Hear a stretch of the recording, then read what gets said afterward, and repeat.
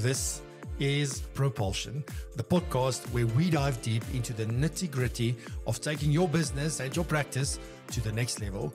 Whether you are an entrepreneur, a franchisee, or a financial planning pro, you are in the right place. We're talking the latest tech, best practices, and expert insights, all while keeping it real and entertaining. So grab a coffee, sit back, and let's get ready to blast off. I'm your host, Francois du Toit.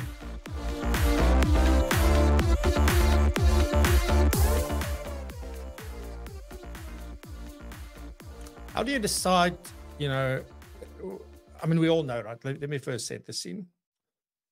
We all know that there's more regulation, there's new regulation, there's more requirements. And we're not only getting regulatory requirements from the FSCA. It's not only FASE and that kind of stuff. It is actually also coming from other places, because when you got to make sure that your business, has good governance and that everything is in place and that all the compliance is up to date, it goes far beyond what we need to do for the FSCA. It goes to the CIPC and SARS and all sorts of other legislations and things that we need to comply with and adhere to and all of that. It's becoming harder and harder and harder for small business owners specifically to stay on top of all of this. And I've had way too many conversations in the last 2 months or so, but even like this entire year, particularly the last 2 months, where quite a few small advisors are saying, like, is this still worth it? Is this is this what I signed up for? Is this what I wanted to do? I did this because I wanted to be independent. I wanted freedom. I wanted to do all of these things. And now suddenly all I'm doing is working. My clients are going on fantastic trips, but I'm sitting here working. I don't get to go and do those things because of all of things that needs to get done. And that's a reality. I don't think that it's not because you're doing something wrong. It's not because you're not a good business person. It is simply because that is the environment we find ourselves in. And I've seen so many people that I never, ever in my life thought would go from independent to join a bigger FSP, do that. And many of them have youngsters, oldsters, if that's a word. Like everybody's sort of saying, look, I just want to be a financial advisor. I just want to be a financial planner. That's what I wanted to do. I just want to enjoy, again, what I do. I don't want to worry about all this other stuff. Let somebody else do that. And that's a reality. And for the first time, I see people really being faced with that question, whereas previously it was not even a thing. It wasn't even a go-to for them at all. They didn't think about it. I'm here. I'm building my business. I want to do this my way. And, I think it's really important for us to say, well, one, it's reality. It is what it is. But also it means that we can't keep doing things in the way we used to do them, because you can't expect a different outcome, or you can't expect things to change if we still do it exactly like we did it 5 years ago or 10 years ago, or even when we started out. So all of that stuff is so important. And that's what I want to talk about today, to say, well, first of all, how do I decide? Do I want my own business and be a financial advisor or planner, or do I want to just be a financial advisor or financial planner? How do I decide what's important? Is it a case of, oh, now I'm giving up? And I wasn't built to give up, because there's a lot of emotional things that obviously are involved in this as well. So let's start off with that sort of around deciding your path. And I guess some of the things that you need to think about is obviously, what are your strengths? I guess that's always a good place to start. What are the things that you're really good at? What are the things that you really enjoy? What are your preferences? For me, for example, like I always said at some point, a lot of people were asking me in the family, okay, you're not ever going to go back and get a job, because there were tough times, right? And I always said I'd rather be facing this and sorting this out than go back and work at a place. And I still hold that true. And I have, there has been times where I had to, for times, go and work at places in order to sort of recover and get myself back into shape and to learn and to see. But it wasn't long. Then I was like, this is not for me. Even if I went there with the purest of intentions, it was not what I wanted to do. I want to do my own thing in my way. And I want to bring people with me on this journey. So that's it for me. But people are different. And also it very much depends on where you find yourself in your journey. Are you getting closer to a time where you think, I now want to start working less, but at this pace, I'm not going to be able to do that. So that becomes a concern. Maybe you start to really get worried about succession, and I put that in inverted commas because I think the way that succession is being used today is really to acquire businesses. It's not really always the fact that this is really succession. It's being promoted and talked about, and even a lot of independents are getting their little contracts in place and all of it, but it really doesn't mean that there's a succession plan. So I'll talk about that a little bit later. So the one thing is, what are your strengths and your preferences, and what really makes you happy? What's driving you from inside? And only you can answer that question. The other thing, obviously, is to say, you know what, do I want autonomy and be able to make decisions and do things my way, or do I just want to get rid of this administrative burden and I'll go and I just want to go do the job of a financial advisor and just deal with some of the admin and not all of the admin that comes with the business. But also maybe, you know, depending on where you are, what are your long-term career goals? So where do you want to get to? What is it that you're building? Who are you building it for? And all of those kinds of things. So, you know, because I think, or I feel quite strongly that, you know, there's all this talk about work-life balance, and it's a real thing. And we all are really aiming for that, because when you start having conversations with your spouse or your family and things, and you realize like all you do is working, that's not a good thing at all. So I'm not disputing the fact that we need more balance. However, you can't just have balance all the time. Balance will go up and down. You'll have some balance, and then sometimes there will be no balance. And that's perfectly okay. And I think we also need to realize that. But if we start taking these little few factors into consideration, you already, because you know, yeah, in the pit of your stomach, like, no, I want to do my own thing. I want to run my own business. This is what I'm going to do. I've got to figure this out. And it's not because you're stubborn. It's not because you don't want to acknowledge that maybe you have to go somewhere else. It is the fact that it's a burning fire in your belly that says, this is what I'm going to do. So then you have a few questions, right? Or a few options, obviously. So I want to talk about that as well. But only you can answer that question. I can't see the fire. I can't feel the fire. I can only feel my own. So what are the options, right? So once you figure that out, obviously, that's one part to consider. The other part to consider, is to look at the different options that is available. Now, obviously, the one thing that maybe everybody wants to do, or most people want to do, is I want to maintain my independence. I want to maintain my business. Now, often what happens is that you've got a large so-called independent FSP. They're independent. They've got multiple contracts and whatever. And you go join them because they're still independent, but they're much bigger. And they offer you all of these services that can help you do exactly that. You know, so you can go focus on the job, and they will worry about all of the other things and provide you with infrastructure and all of those things. Fantastic. It's really amazing. But you've got to understand that when you do that, you don't work for yourself anymore. You do work for them. You know, one of the biggest mistakes, I think, and I said this to somebody the other day, that the biggest mistake we made was to make people believe they work for themselves because they work for commission. If it's not your license, it's not your company, you don't work for yourself, you work for someone else. And we also need to get that right. And it's okay. That's your decision, but be clear. Don't think you work for yourself because you earn commission. That's not really true. So if you want to do that, you know, you can maintain, you obviously can keep your business, and we can change things. I'm going to talk a bit more about that in a second. Or you can join a larger business like yours, for example. So that's one of the things. You can also decide to become a tied agent, right? Because you're going to really reduce all of the complexity. You only have a few products to worry about. You still get all the other benefits of infrastructure and support and all of those good things. And you can literally just be a financial advisor and have less complexity in your life. So again, that's one of the options, right? The other option is, what if, and this is the one thing that, and this will go and link onto my view around true succession as well. But what about you find one or two other people like you who's in the same position, you have very similar vision, very similar values, and you sort of maybe in different parts of your journey, maybe even you have different areas of specialization. It's not a must-have, but it's a very, you know, it's obviously useful if that is the case.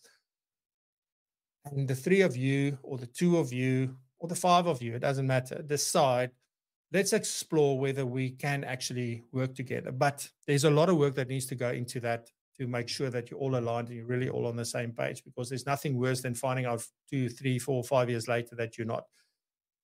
But then you combine your businesses, and should not be a case of, I keep my book and you keep your book and we share our back office. I believe you should really start a new business, if you will, and all of the books should go into that business and all of the back office should go into that business. Now, the benefit here is that, one, whereas there's obviously economies of scale or at least or sort of areas of efficiency that you can unlock by doing that, by combining things. But also now you can share the accountability load between you.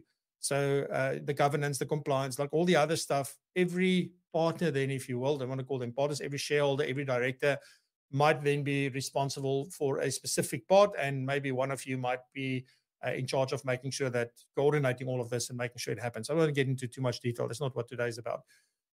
But you would then have a bigger business that you can really then manage and really combine forces, but not doing it on your own. You've got other people to help you in certain areas of the business to take off some of that load. And as you're taking off from someone, they take off from you, and suddenly you're sort of getting your life back. Now, this is a very hard and complicated thing to do, but I also believe it's a very worthwhile thing to do if you get it right with the right people. And then you keep your independence, you build a business, you build longevity and things back into your business by doing that. Plus, as I'll talk about the succession in a little bit, that now, if we're all looking after the same clubs, imagine this sort of scenario, right? So let's say you love investments, the next person loves maybe EB, and the other person loves, I don't know, risk planning or whatever, estate planning maybe. You've got one client with a need for all of it, right? And now all of you are working with that client. That's through succession, because now if something happens to you or one of the others, the client already has a relationship. Whereas in most other instances in succession planning, it's a contract between you and I. The client does not even know I exist. And even if you tell them you've got a contract with franchise, they still won't even remember my name by the time something happens to you. So that's the important part here, right? So I'll get back to that. But merging with them, because you can share costs, there's more expertise in your business, and obviously through that you can have an improved work-life balance. I just said to Nikki and Ichne before the show, one of the hardest things is to get. Well, they said it's hard to get time to think these days, and I said, well, what's even harder is thinking on your own and thinking by yourself. So having other people to think with will change your life in ways that you have no idea how that will be. So for me, there's a big thing there as well. And then obviously the other option, which is not one that I want to see anybody do, is exit the profession. You can just call it a day and decide, I'm rather going to go and get a franchise of something, and let me just go and run that and don't worry about the rest. That's not what we want. We need amazing people like you in this profession. We need new people in the profession. So how do we create this? And it's really interesting. Maybe some other things you can think is just maybe working together with other people and just creating a little group and where you share and do things. You could maybe join a community and do things like that.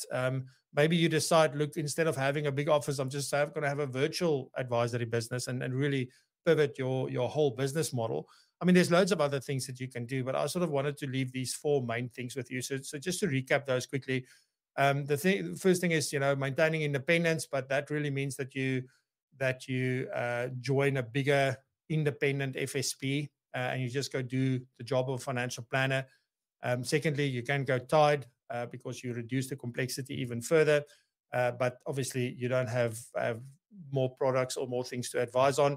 And then the big one for me that I would like to see more small business owners do is to come together with other small business owners and form a little bit of a bigger business and have better structures and things in place to really build something of value that you can exit from someday as well. Okay. So those are sort of the 3 main ones. And then the 4th one is obviously exiting the profession, which I don't want to see anyone do. Then I guess the other thing to consider is, how do I build longevity into my small IFA business. Now, here's the amazing thing, right? So as many of you may sit here and say, I don't know, like I can't keep up. I can't. There are people who started their business a year ago as an independent solo practitioner, because the question is, you'll see lots of articles and posts and things that go around saying like, oh, you know, the solo advisor will be no more, or will they be, or will they go extinct, or whatever the case may be. And yet here's some people starting a brand new IFA business on their own, literally on their own. And the only difference between them and the other people are, one, maybe, well, not the only difference, but the big difference would be maybe they're in a different point in terms of their lifestyle, and there's things they can do that you can't do at this point. But the benefit that they have is that they could implement and use the right technology from day one. Whereas many times in our businesses, our technology is sometimes the thing that holds us back, because there's all this legacy stuff that we need to deal with. And, oh, I've got to move from this to that, or got to now learn a new thing. And like, I don't want to do that. And now, you know, tech one doesn't speak to tech two. And it's just, and now it becomes, whereas other people go and they just, here's the solution, let's go with it. And that's really something to go and consider, to say, well, you know, what is the outcome of staying the way that you are? What are the possible benefits of changing? And what's the pain I'm going to have to endure to make that change? But is it going to be worth it? And I'm telling you today that in most cases, it's definitely going to be worth it. There will be some of you like, no, it's just not going to be worth it. Let's just continue the way we are, or make one of the moves that we spoke about. The only thing that really makes you efficient is really considering your workflows, and then looking at technology that can help you with that. I'm not so big on that you need technology on the client-facing side of things at this point in time. But in the back office, you can really help your team and your business by really understanding, like, do we have great processes? And how do we use technology to do these things in a very simple way, and to do most of the work for us, or at least some of the work for you? Because every time you are able to let tech do something, you save time. And even if it doesn't feel so in the moment, over time, it saves you a lot of time. Obviously, some other stuff is to, like, when last did you, I'm not saying like CPD, right? But beyond CPD, beyond CFP, beyond all of these things, what have you done? When last have you worked on your skills? When last have you looked at, isn't there a different way I can connect with my clients and talk to my clients and extract more value, specifically from my existing clients, for example? So when last did you do that? Like, I just recently this year, like the last time I studied, like really studied, was in 2011 when I did my CFP, my postgrad, and then the CFP certification. And it's now the first time where I've really enrolled into things where I actually pay a lot of money to be there and to be part of things and to really go and learn with other people. It's been a while. And I'm telling you, it is life-changing in such a short space of time. Because you start thinking differently. You get exposed to things that you haven't gotten exposed to before. So you really got to think about those things, like, when last did you work on your skills? Because that is a way of getting out of this. The problem is we're often so busy that we feel we don't have time. I'm telling you today that we have to make time. We have to. And then the other thing is, as well, is like, you got to think about what are other ways of easily creating new revenue streams. Because, you know, we only think about product related revenue streams, but what about other revenue streams that you can maybe go and create? So one of the things we showed was with TaxSpace, for example, how you can create additional revenue streams. It's got nothing to do with products, nothing to do with implementation or anything like that. By simply providing a very simple service, you know, you can really add a lot of value, number one. Number two, get paid for it. And number three, unlock even more opportunity in business off the back of that. So it's things like that. Like, what else are you considering that's ethical and moral, obviously, very important, and that's within the bounds of the law that you can do? What can you do in order to generate other revenue streams? For some of you, it might mean you can start focusing on other product lines. Absolutely. For others, it might mean that it's a completely different service. Maybe when you talk to clients, you find out they have a very particular problem, and maybe you can create a product for that, or a solution for that. And if I say product, it could be services that you package and that you want to sell to them to help them solve that. Maybe you have to enter into an agreement with somebody that serves clients like the ones that you want to do, that already got access to them. How can we do that? But the problem here, the biggest challenge is, and this is what I'm finding, is that the time to do this. So if you don't prioritize this, nothing's going to change. And it's hard to, it hurts. Trust me.